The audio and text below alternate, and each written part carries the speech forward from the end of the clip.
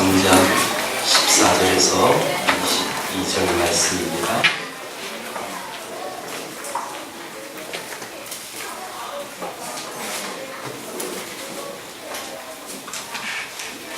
레위기서 3장 14절에서 22절 말씀 한 절씩 교독하겠습니다. 제가 먼저 14절을 읽습니다.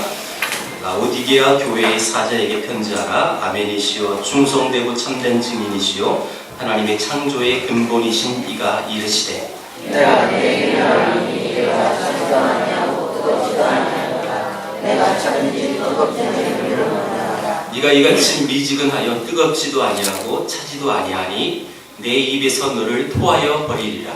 내가 말하기를 나는 부자라 위로하여 부정한 것이 없다. 내 분노한 것과 가련한 것과 가난한 것과 눈먼 것과 벌거벗은 것을 알지 못하노라. 내가 너를 권하노니 내게서 불로 연단한 금을 사서 부유하게 하고 흰옷을 사서 입어 벌거벗은 수치를 보이지 않게 하고 안약을 사서 눈에 발라 보게 하라.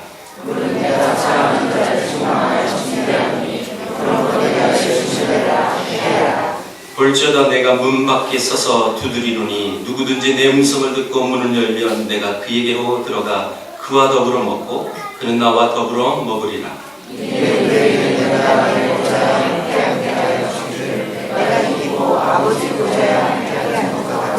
같이 있습니다. 귀 있는 자는 성령이 교회들에게 하시는 말씀을 들을지어다. 아멘. 오늘 특별히 7번째 교회 라오디게아 교회는 예수님이 엄청난 책망을 하시는 교회입니다. 심지어 16절에 내가 너를 토하여 버리리라. 여러분 토해 버리겠다라는 말은 굉장히 끔찍한 말인데 이 교회가 칭찬 없이 이런 책망을 받았던 이유는 도대체 무엇일까요? 오늘 성경에 토해서 버린다는 이 말씀 앞에 그 이유를 설명했어요. 너희들이 미지근해서. 여러분 사실 마시는 물은 미지근한 물이 우리 건강에 좋다는 건 저는 알고 있어요. 너무 차가운 물이 들어가면 우리 장기가 별로 안 좋답니다. 저도 옛날에 한방병원에 갔을 때 절대 차가운 물을 먹지 말라고 한의사가 권하더라고요. 그거는 정말 몸에 안 좋은 거라고. 그래서 항상 미지근하게 먹으래요.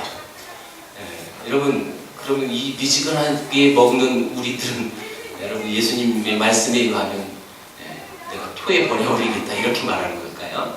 여러분 그 의미와 이 의미는 다른 거죠. 사실 이 라오디게아 이 지역과 이 상황을 알면 이 말의 의미도 알게 됩니다. 왜 특별히 라오디게아는 왜 미지근해서 토해버리겠다는 책망을 했을까요? 요 시대를 알아야 돼요. 여러분 도시가 만들어지기 위해선 항상 물이 있어야 합니다. 다시 말하여 강이 있어야 되죠. 강. 그래서 여러분 우리나라도 마찬가지예요. 큰 강에는 큰 대도시가 다 있습니다. 한강 주위로 서울이 있는 거고 낙동강 주위로 부산이 있는 거고 저 이북에 대동강 주위로 평양이 있는 것처럼 모든 도시는 강이 있어야 도시가 만들어질 수 있어요. 근데 이 라오디게아는요 당시 강이 없었어요. 도시가 만들어지는데 여러분 물이 있어야 여러분 사람이 또 많이 모여서 삶을 살 수 있는데 그래서 물을 끓여드립니다. 여러분 특별히 이 두 군데서 물을 받았는데 첫 번째는 골로새 지역에 아주 차가운 생수를 끓여드렸고 한 가지는 히에라폴리스라는 지역에서 뜨거운 온천수를 끓여드렸습니다. 근데 여러분 이 거리가 머니까 차가운 물은 오다가 덜 차가워지고 뜨거운 물은 오다가 덜 뜨거워져요. 그래서 이 지역에 오는 물은 다 미지근해서 옵니다. 그리고 요 라오디게아 지역의 상황에 맞게끔 예수님이 그걸 비유하여 사실은 책망을 하시는 거예요. 너희들이 미지근하다. 그래서 그들을 책망하는 건데 다시 말하면 이건 말 그대로 문자 그대로 이 물의 온도가 미지근해서 내가 토해버리겠다 그런 뜻이 아니라 너희들의 영적인 신앙의 문제가 이렇게 미지근하다라고. 그래서 그 부분을 주님이 지금 책망하고 계십니다. 한마디로 이런 성도들을 이렇게 표현하죠. 천국도 포기할 수 없고 세상도 포기할 수 없어 양다리를 거쳐요. 세상, 교회 이렇게. 여러분 연인들이 양다리 걸치면 그러면 어떻게 됩니까? 물론 그놈뿐만 아니겠죠. 여도 있을 거예요. 양다리 거친 그런 대상들이 여러분 밝혀지면 그 상대방 연인은 어떻게 합니까? 계속 관계를 유지합니까? 대부분 양다리가 밝혀지면 여러분 걸친 다리를 잘라버리는 거예요. 끊어버리는 거예요. 마치 라오디게아 교회의 성도들의 영적 수준이 세상도 걸치고 교회도 걸치는 이런 미지근한 영적인 모습을 지금 주님이 책망하고 있다는 것입니다. 여러분 그들의 그 미지근해서 토에 내가 버려버리겠다라고 했던 그 미지근한 이유가 있을 거예요. 그렇죠?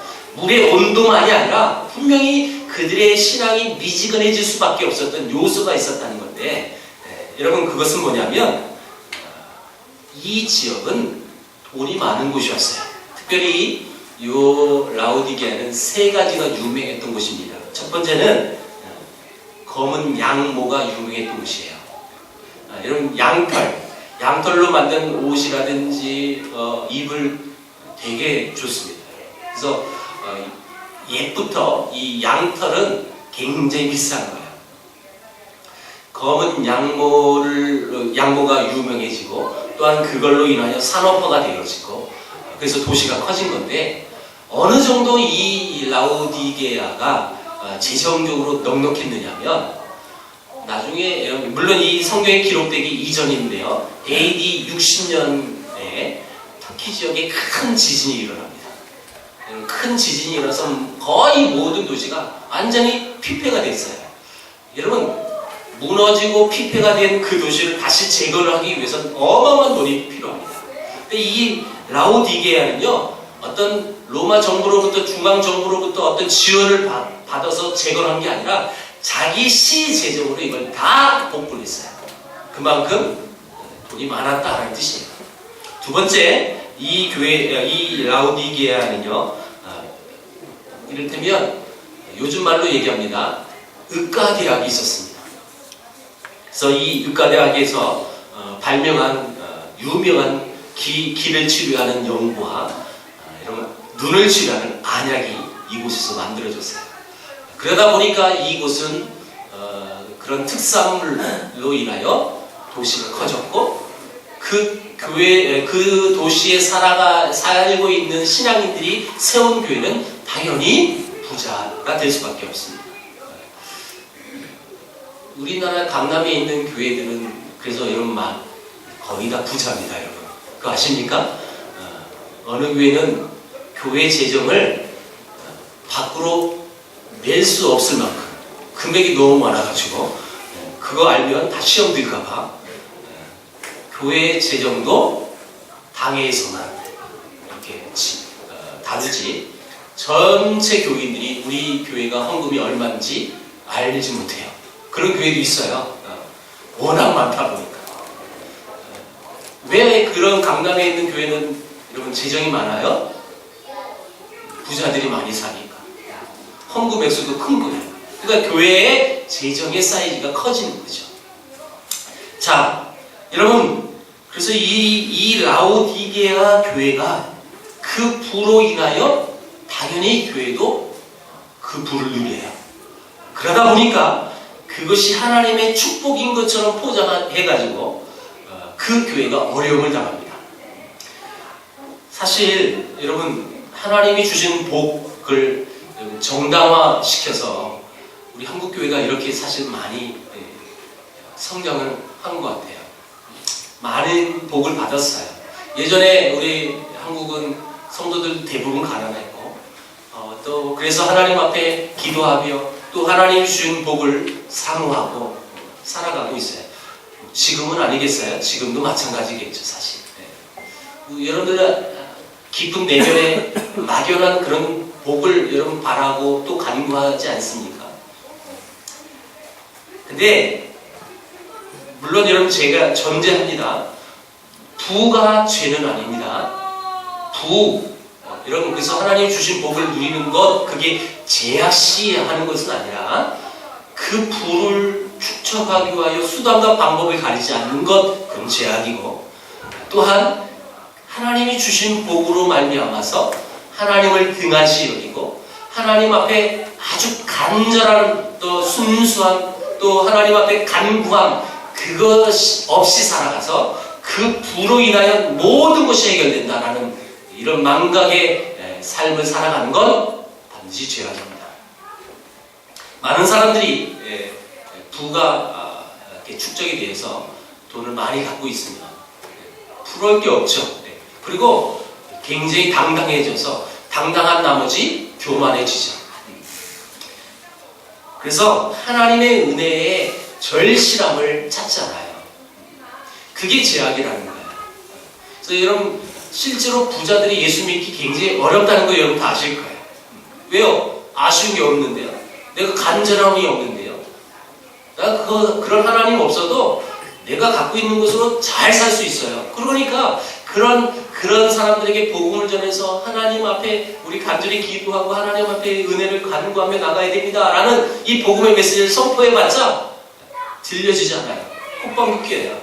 난 그런 거 없어도 잘 사니까. 또 한 가지, 여러분 하나님을 잘 믿은 백성들이 그래서 하나님이 주신 복으로 인하여 부자가 됐어요. 근데 그런 부자들이 나중엔 하나님의 어떤 간절함 또 하나님을 향한 은혜함을 여러분 사모하지 않습니다. 그건 죄악이라는 거예요. 그래서 저는 조심스럽게 말하고 싶어요. 여러분들이 아무리 기도하고 아무리 또 하나님 뜻대로 살아서 복을 받고 부자가 되고 싶은 꿈이 있을지라도 아직 안 된 건요 다 이유가 있어요. 여러분들 사랑하셨어. 정말 사랑하셨어. 그렇게 받아들이세요. 그러면 돼요. 여러분 사실 그 부의 개념을 우리 신앙인들이 잘만 갖고 있으면 진짜 부가 뭐고 진짜 부자가 뭔지 구별할 수 있거든요. 우리가 너무너무 세상의 법칙에 빠져서 살다 보니까 교회 다녀도 교회 다니면 부를 누리고 또 복을 받아야 되고 이런 개념을 갖다 보니까 우리의 순수한 신앙을 잃어버리고 산다는 것입니다. 여러분 분명히 넉넉함이 있는 사람은 하나님을 찾을 그런 간절함이 비례적으로 굉장히 줄어들 수밖에 없습니다. 그러니까 신앙에 열정이 없는 겁니다. 자부심이 아닌 허세가 그들을 사로잡습니다. 여러분 분명히 부는 죄악이 아니지만 그 부로 인하여 하나님을 믿는 하나님의 백성이 하나님을 찾지 않고 여러분 순수한 그 신앙이 없다면 그들을 향해서 하나님 뭐라고 말씀하시는지 아세요? 내가 너를 토해버리리라 이렇게 말씀하셨다는 거예요. 지금 라오디게아 교회를 향하여 예수님이 이렇게 가감없이 여러분 이야기하는 이유는 바로 이것입니다. 그들은 부자로 살기 위해서 세상과 여러분 손을 잡아요. 음란한 우상숭배와 손을 잡아요. 세상 정신으로 짝하여서 하나님을 믿는다고 그래서 교회를 출석하지만 신자라고 말하지만 교회에서 직분을 받아서 직분자라고 살지만 그들은 온전한 하나님의 순수한 신앙을 잃어버린 자들입니다.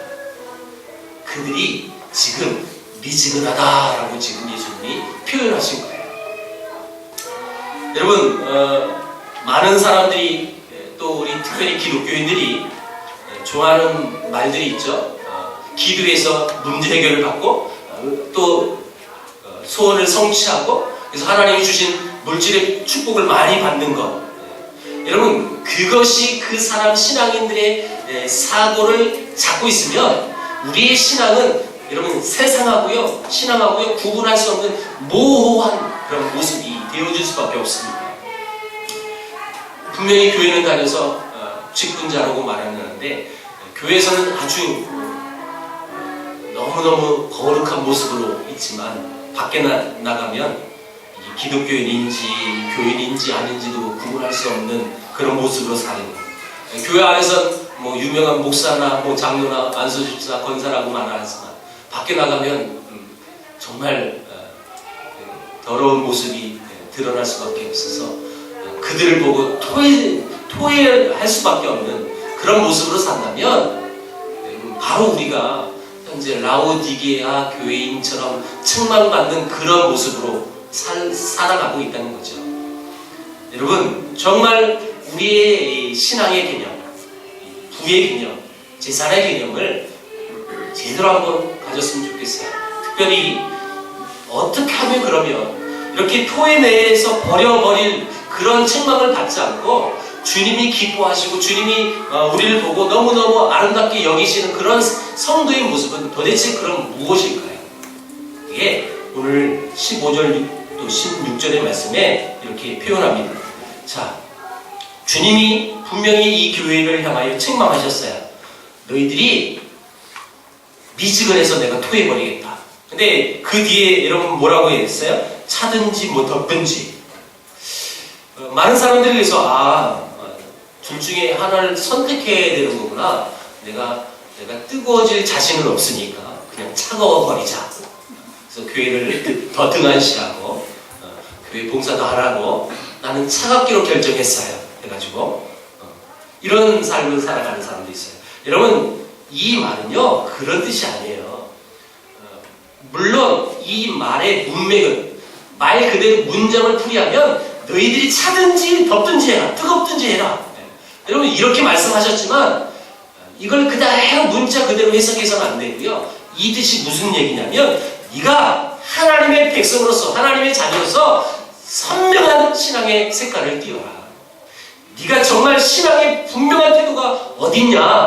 너 미지근하냐? 그게 아니라 너 정말 분명히 해라. 여러분, 차갑든지 뜨겁든지 이 말은 내가 신앙을 온전히 지키든지 안 지키든지 그게 아니라 신앙을 분명히 해라, 이런 뜻이에요. 그러면 우리 복음의 선명한 색깔을 띠기 위해서 또 신앙의 분명한 태도를 갖기 위해서는 어떻게 해야 할까요? 그게 오늘 본문에 또 나와요. 14절 봅니다.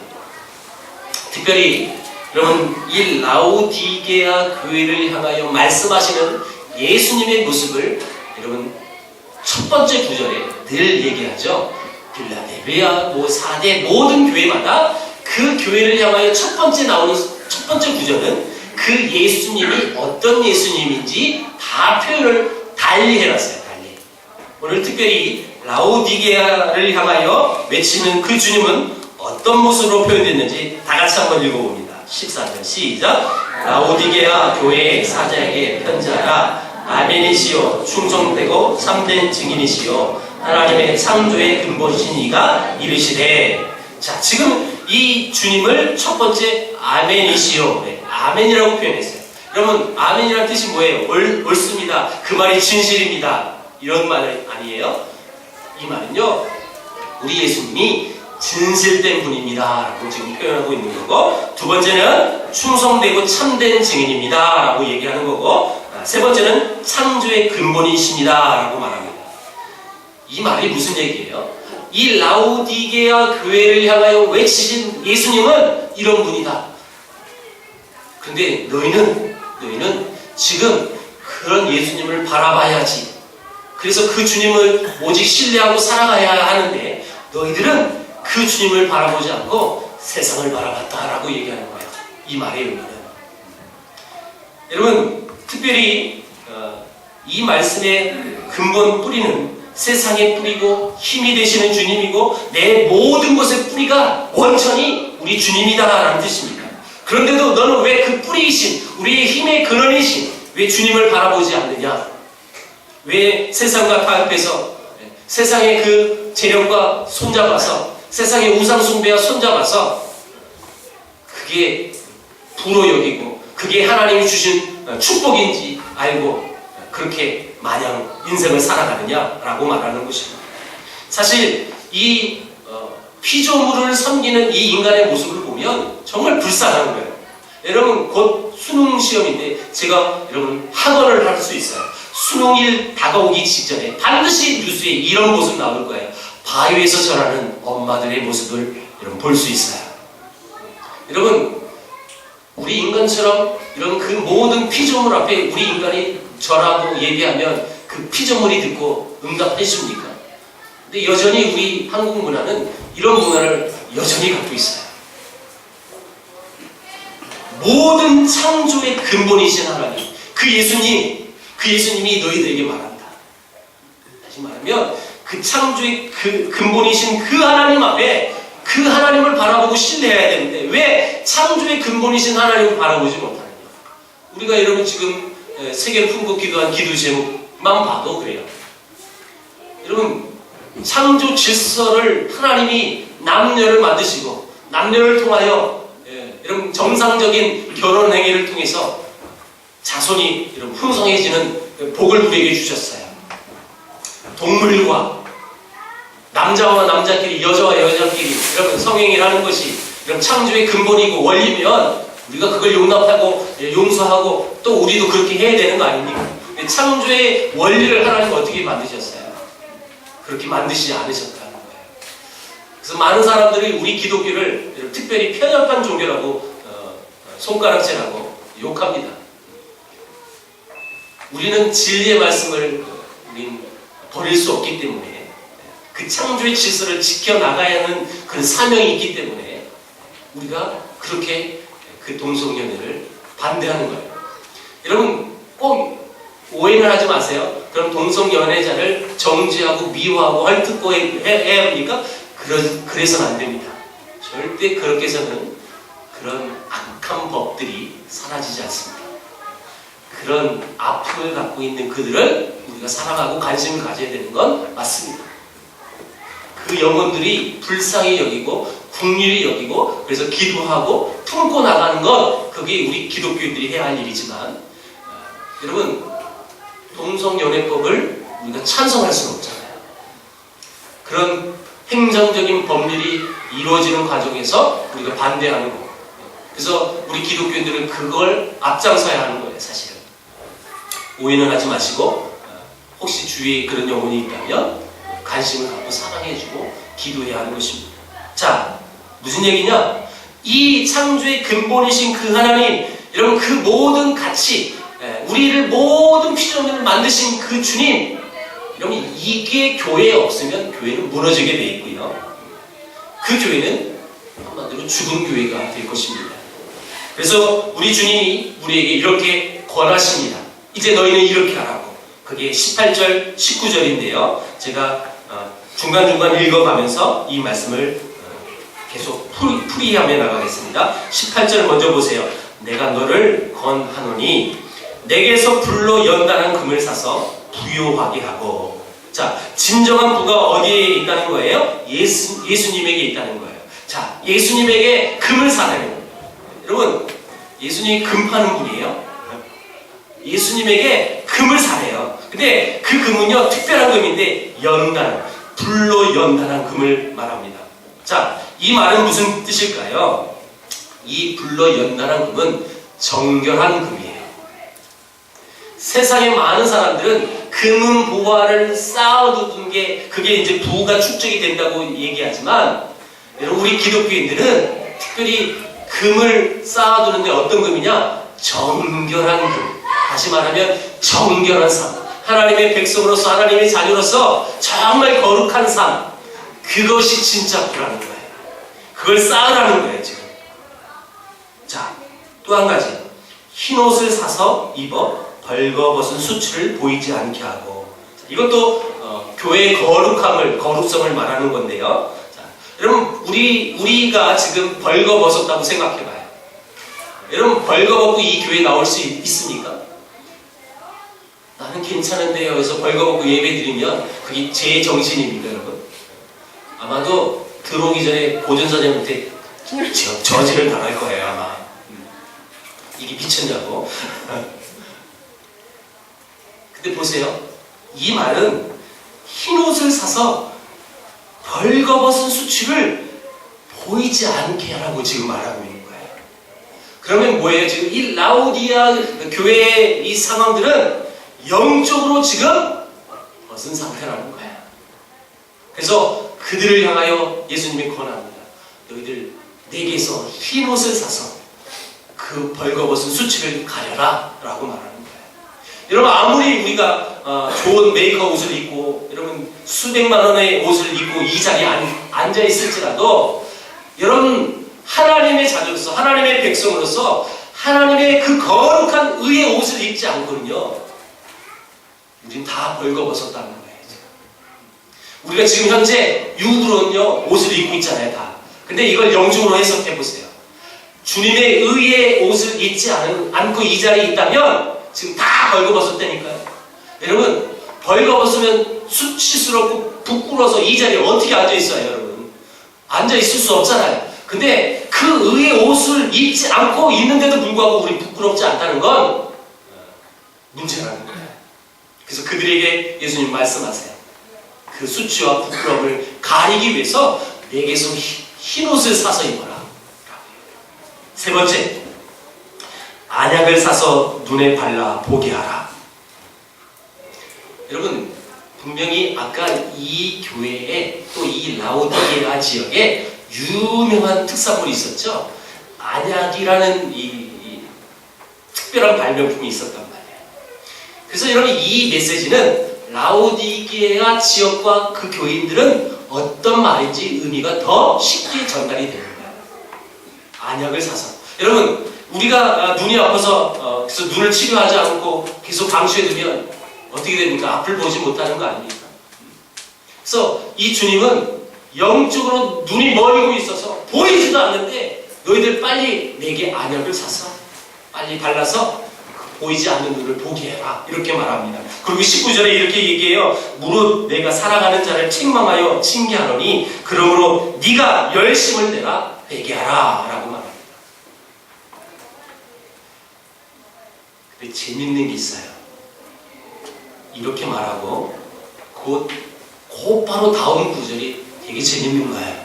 20절 보세요. 20절 다 같이 읽습니다. 시작. 볼지어다 내가 문 밖에 서서 두드리노니 누구든지 내 음성을 듣고 문을 열면 내가 그에게로 들어가 그와 더불어 먹고 그는 나와 더불어 먹으리라. 지금 예수님이 그 교회를 향하여 이렇게 권했어요. 내게 금을 사라. 불로 연단된 금을. 그리고 내게 흰 옷을 사라. 그리고 안약을 사라. 그렇게 명령하셨어요. 그런데 그 다음의 모습은 예수님이 문 밖에서 지금 서서 문을 두드리고 있는 거예요. 이 장면, 우리 한국교회 성도라면 다 여러분 상상이 되어지는 그림이에요. 왜냐하면 여러분들은 달력에서 많이 봤어요. 그쵸? 예수님이 문 밖에서 이런 자세로 이렇게 문을 두드리는 모습, 이런 기억나세요? 지금 여러분 이런 영적 상태를 갖고 있는 그 사람들과 우리 예수님이 이렇게 대면하는 모습이 예를 들면, 그런데 누가 아쉬운 대상입니까? 예수님이 아쉽습니까? 우리 인간이 아쉽습니까? 우리 인간이 아쉬운데 20절에는 그 예수님이 우리를 향하여 문을 두드리고 있다는 거예요. 여러분, 이 그림 우리가 상상이 되니까 누가 아쉬운 모습으로 등장합니까? 그러면 예수님이. 이게 굉장히 은혜로운 말씀이에요, 사실. 자, 근데 이 문을 두드리는 이 그림을 그렸던 화가는요, 정말 이 그림 안에 영적인 의미를 부여했어요. 왜냐? 여러분 문 안 두드리고 예수님 문 열고 들어가면, 예수님 들어오면 우리가 예수님 만나고 예수님 여러분 들여 보낼 수 있잖아요. 근데 그 그림 안에는 여러분 절대 바깥에 문고리가 그려지지 않습니다. 문고리가 밖에 없다는 것은 밖에서 문을 열 수 없다는 뜻이에요. 그럼 누가 여러분 문을 열어줘야 예수님이 들어가요? 내가요. 문 안에 있는, 집 안에 있는 사람이 문을 열어줘야 예수님이 들어갈 수 있다는 뜻이에요. 또한 이 20절 이 말씀은 또 전도하는 성경 구절로 많이 쓰이고 있어요. 물론 맞기는 맞아요. 그런데 우리가 알고 또 짚고 넘어가야 될 부분이 있는데, 이 말씀은 분명히 이 성도들에게 하신 말씀이에요. 라오디게아 교인들에게 하신 말씀이에요. 이미 하나님을 알고 있는 백성들을 향하여 이 말씀을 하셨습니다. 그렇다면 이 말씀이 무슨 얘기냐면 주님 보시기에는 분명히 여러분 아무것도 있지도 않고 너무너무 초라하고 너무너무 안타까운 모습으로 지금 살고 있는데 그들은 뭐라고 얘기하냐면 내가 부자다. 나는 가진 게 많다. 나는 부족한 것이 없다. 이렇게 여기고 있다는 거예요. 자기들은 분명히 부해서 아무것도 아쉬운 게 없고 너무너무 자기가 갖고 있는 모든 재산과 돈으로 모든 것을 취할 수 있고 모든 것을 가질 수 있어요. 그래서 나는 부족함이 없어요. 나는 떳떳하고요. 나는 당당해요. 이렇게 외치고 있는 그들을 보는 예수님은 정작 여러분 의의 옷은 입지도 않고 있고 너무 불쌍하고 너무너무 이런 가엾은 모습으로 지금 집 안에 있고 있는 거예요. 지금. 그래서 그들을 향하여 예수님이 문 밖에서 지금 문을 두드리고 계시는 거예요. 이 장면을 상상해 보세요. 너무너무 기가 막힌 거예요. 여러분 사실 이걸 역설적으로 이렇게 얘기하면 이런 뜻입니다. 이 교회들을 향하여 예수님은 분명히 내가 토해서 버릴 정도로 너희들 너무너무 역겹다. 지금. 너희들 너무너무 내가 사랑할 수 없는 존재이지만 그럼에도 불구하고 예수님은 그들 문 앞에 서서 기다리고 있어요. 역설적으로 보면 기가 막힌 내용이에요. 그런데 그 주님은 아직 그런 나를 포기하지 아니하고 계시다는 거예요. 이 비밀만 알면 사실 이런 신앙이 뭔지 알게 되고 또한 이 자리에 얘기하는 그 모든 가치가 무엇인지 알 수가 있는 부분입니다. 여러분 나는 주님을 외면하고 교회 밖에만 나가면 세상과 섞여서 신자인지 아닌지 모르는 그런 몹쓸 짓을 다 하고 다니는 그런 삶을 살고 있지만 주님은 여전히 나를 포기하지 않고 나를 기다리고 계신다. 여러분 요 장면이 문 두드리는 장면이 구약성경에 비슷한 장면이 나와 있어요. 아가서 5장 2절에서 6절인데 한번 제가 읽어볼 때 여러분들 잘 보세요. 내가 잘지라도 마음은 깨었는데 나의 사랑하는 자의 소리가 들리는구나. 문을 두드려 이르기를 나의 누이 나의 사랑 나의 비둘기 나의 완전한 자야 문을 열어다오. 내 머리에는 이슬이 내 머리털에는 밤이슬이 가득하였다 하는구나. 이것은 여러분 술람미 여인을 사랑하는 자가 와서 창밖에서 지금 애타게 문을 두드리는 장면입니다.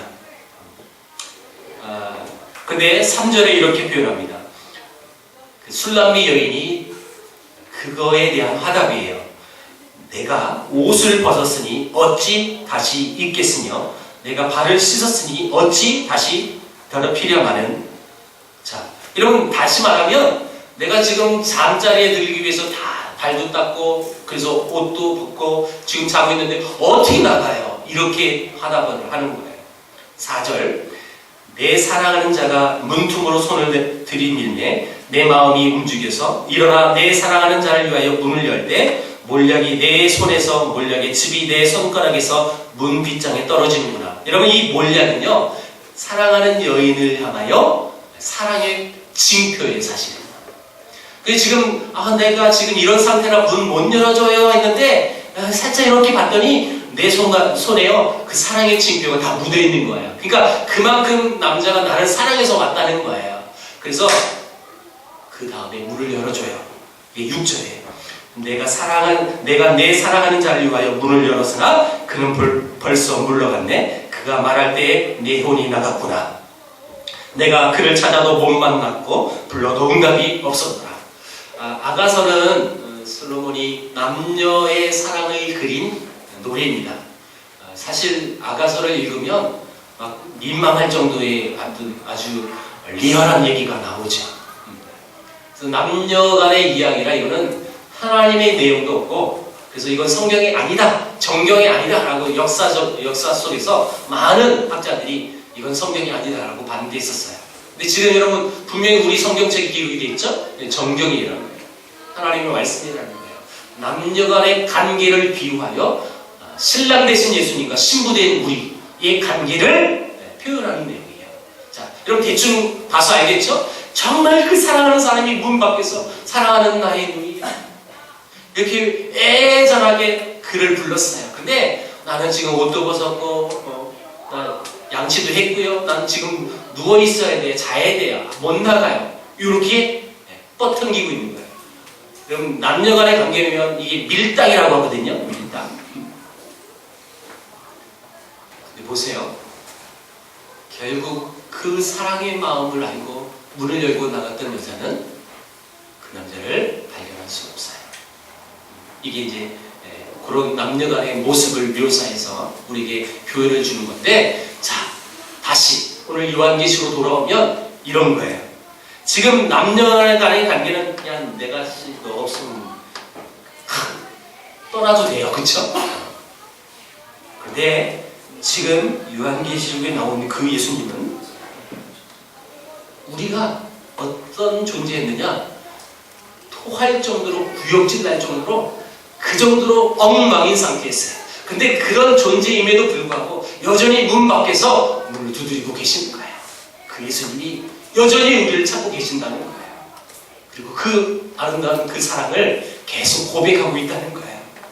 그래서 우리가 선명한 신앙의 색깔을, 또한 우리의 그 신앙이 분명한 색깔을 여러분 띄우려면 어떻게 하느냐? 그 주님을 받아들이면 되는 거예요.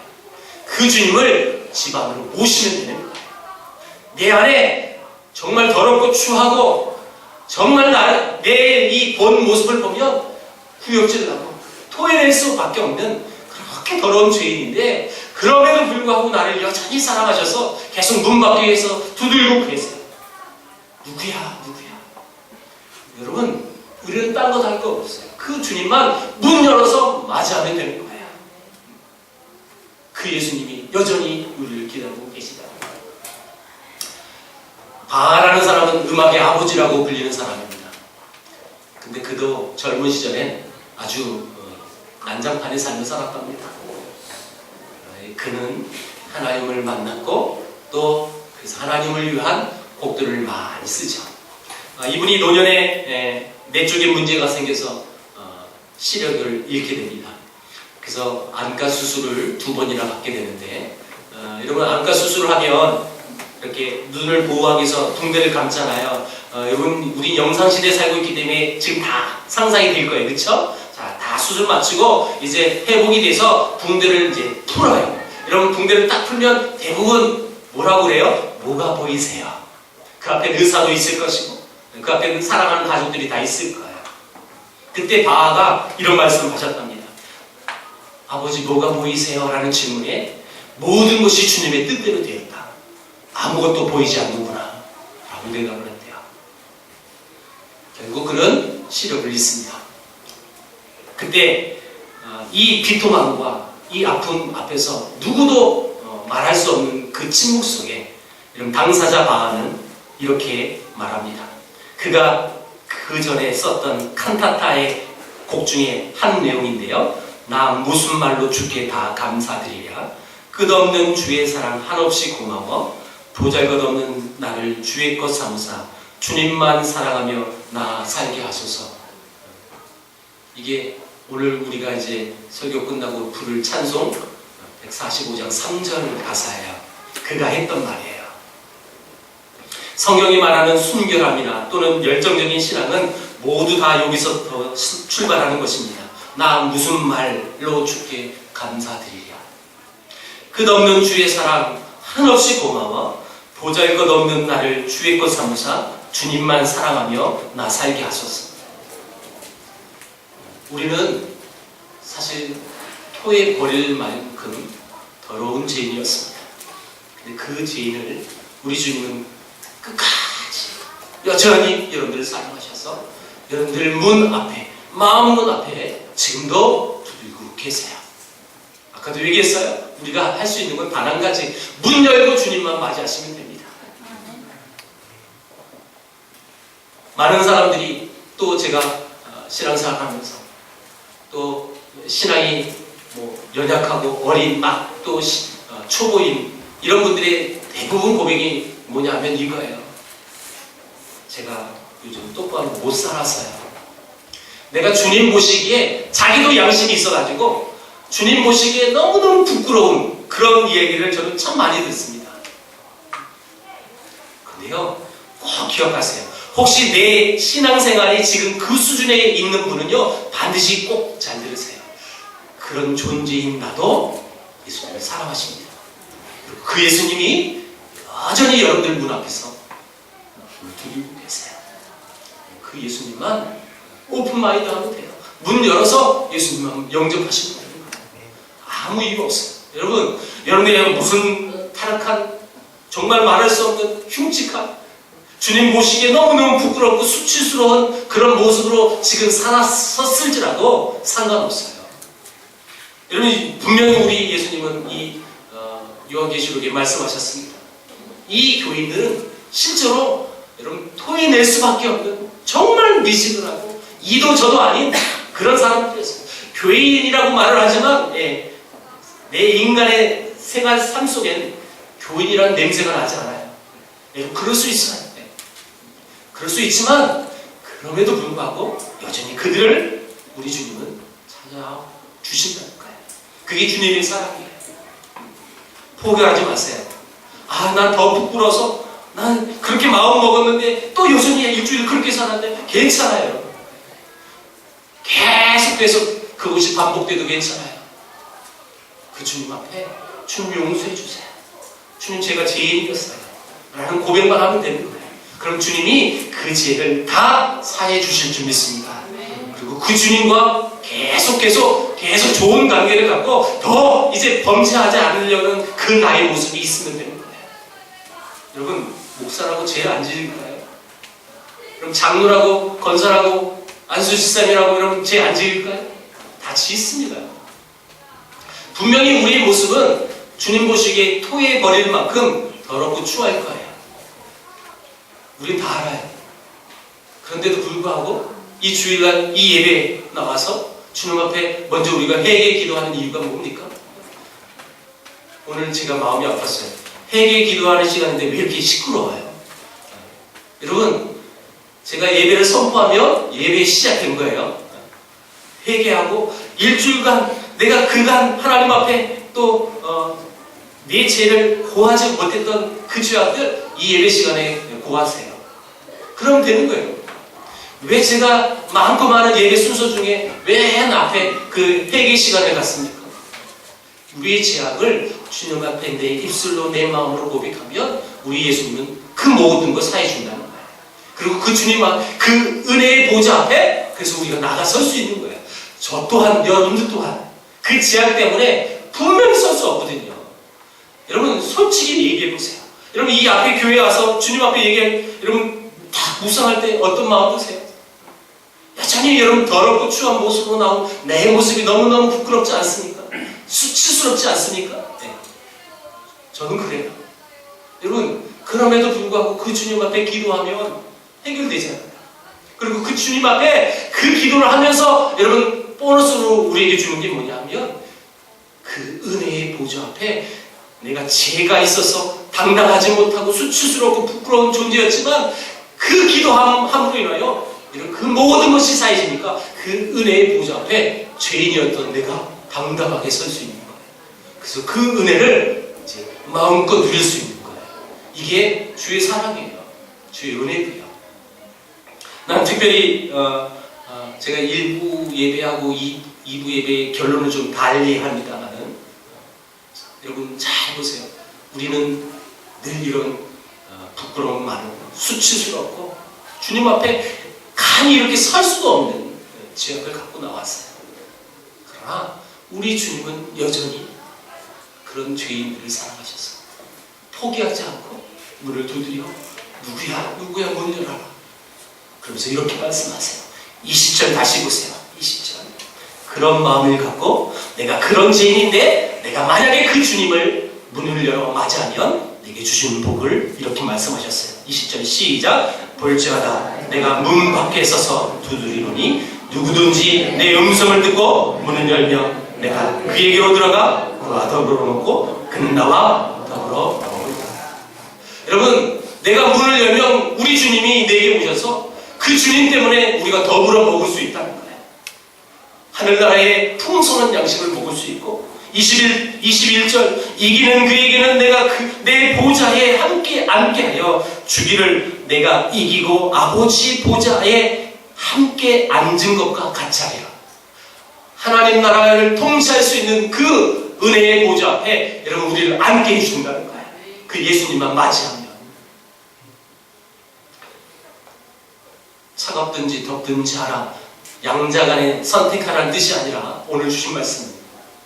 너희 신앙을 분명히 해라. 너 여전히 죄악의 구렁텅이 살지. 너 여전히 주님 없이 살지. 그래도 괜찮아. 난 여전히 너를 사랑하니까. 우리 주님이 볼쳐다 내가 문 밖에 서서 너를 기다린다 라고 말합니다. 그 예수님의 사랑이 또 그 은혜가 여러분 우리 앞에 지금 놓여져 있어요. 여러분 그 사랑과 은혜를 쟁취하는 여러분들에게 축복합니다. 그래서 이기는 자가 되십시오. 이기는 자가 되면 우리에게 주신 놀라운 복이 있다는 거예요. 주와 함께 더불어 먹고 주와 함께 그 보좌에 앉을 수 있어요. 그리고 이 은혜의 이 말씀 앞에 이 보좌 앞에 당당히 설 수 있는 거예요. 비록 내가 또 세상 나가서 또 범죄하고 또 주님 부끄러운 삶을 살아갈 수밖에 없는 그런 존재이지만 여전히 주님 앞에 나아가오기만 하면 우린 그 은혜를 누릴 수 있다는 거예요. 너무너무 감사하죠. 그런데 우리에게 예수님이 결론적으로 이렇게 말씀하셨어요. 그러기 위해서 너희들이 회개하라. 그리고 열심을 내라. 정말 신앙의 색깔이 또 우리의 복음의 색깔이 분명할 수 있도록 먼저 우리가 해야 할 것은 회개하고요. 그리고 그 주님을 위해서 열심을 내요. 열심. 여러분 제가 아까 얘기했던 그 어떤 메시지를 갖고 아 그렇구나. 여기서 잠깐 회개하고 또 가서 마음껏 죄짓고 또 와서 그러지 마세요. 물론 그럴 수도 있지만 주님 앞에 회개하고 그러지 않기 위해서 열심을 내야 되는 거예요. 그게 우리가 해야 할 사역이에요. 열심, 최선을 다해서 정말 죄짓지 않으려고 노력하는 그 아름다운 모습이 주님이 기뻐하시는 성도의 모습인지 믿고 여러분 저와 여러분들이 그런 아름다운 성도의 삶을 살아가길 주의 이름으로 축복합니다. 기도하겠습니다.